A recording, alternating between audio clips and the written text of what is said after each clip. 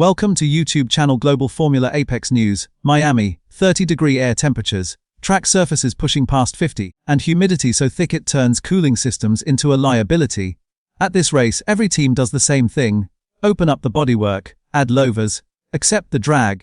But one team is doing the exact opposite. Ferrari.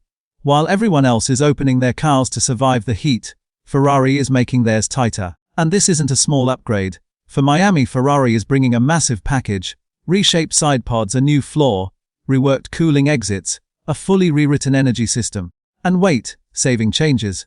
This isn't a normal update. This is what they're calling a package and a half. But the real story isn't on the outside of the car. It's buried inside the engine. Late 2025, Ferrari made a decision that would define their entire 2026 season.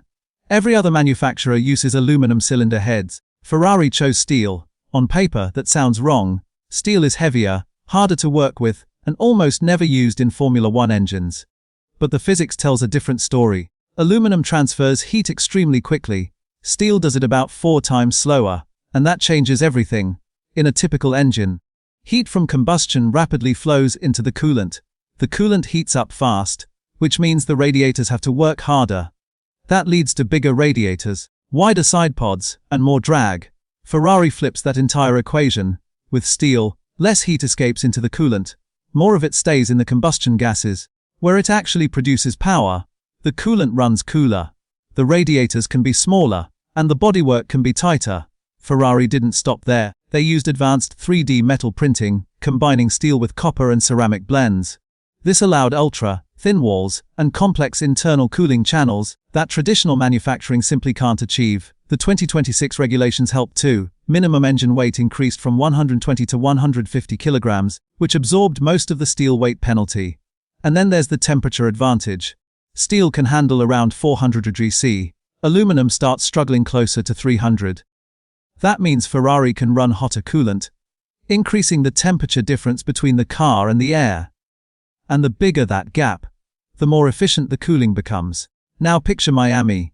As temperatures rise, every team approaches a limit. They have 2 choices: open the bodywork and lose speed to drag, or cut power to protect the engine. Neither is fast. Ferrari has a third option: stay tight, stay fast, full power. And that's a serious advantage. 2 to 3 tenths per lap, over a full race distance. That's the difference between positions. While other teams bolt on cooling louvers, Ferrari keeps everything compact. The SF26 already runs the smallest airbox on the grid. Its rear end is tighter than any rival, forming an aggressive Coke bottle shape. That means cleaner airflow, better diffuser performance, and more downforce, without added drag. And it all connects to their next weapon: an active rear wing system, internally nicknamed the Macarena. On straights, the wing flattens, reducing drag. In corners, it rotates back, adding downforce. The 2026 rules allow active aero, and Ferrari is pushing it further than anyone. But there's a catch. This system depends on clean airflow. If the air reaching the rear wing is turbulent, the benefit drops. That's why tighter sidepods matter. They don't just reduce drag, they unlock the full potential of the wing. But this approach comes with risk. Ferrari is bringing multiple upgrades at once: floor, sidepods, software. If something doesn't match the simulations, they could spend the entire weekend chasing problems. That's why April 22 at Monza is critical. 1 filming day. 1 chance to validate everything before Miami. Then there's another issue: super clipping. Both Lewis Hamilton and Charles Leclerc have suffered from it this season. Full throttle, but the car just doesn't respond, because the energy system is limiting power to protect itself. The result: massive losses on straights. Ferrari's new software aims to fix that, delivering smoother, more consistent electric power across the lap. And the pressure is building. Mercedes has won all 3 races so far. Their advantage is growing. McLaren is closing in too, with Oscar Piastri already finishing ahead of Ferrari.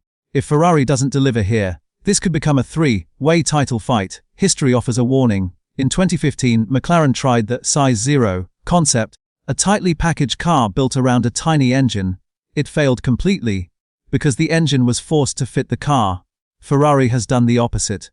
They built an efficient engine first, and shaped the car around it. Miami will be the first real test. This isn't just an upgrade, it's a philosophy, a single material choice, made deep inside the engine, is now shaping the entire car, and in conditions where heat slows everyone down, the team that needs the least cooling has the most freedom to be fast. Ferrari is betting that team is them.